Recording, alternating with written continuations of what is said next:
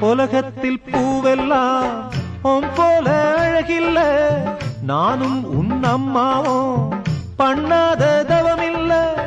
தென்பாண்டி மன்னவனோ முழுகித்தான் முத்தெடுத்தான், தேனே உன் அம்மாவோ முழுகாம முத்தெடுத்தா. கண்ணே தெய்வம் கண்டேன் உந்தன் கண்ணே சந்நிதி, ஓ முத்தம் பட்டு எச்சில் பட்டா கொஞ்சம் நிம்மதி.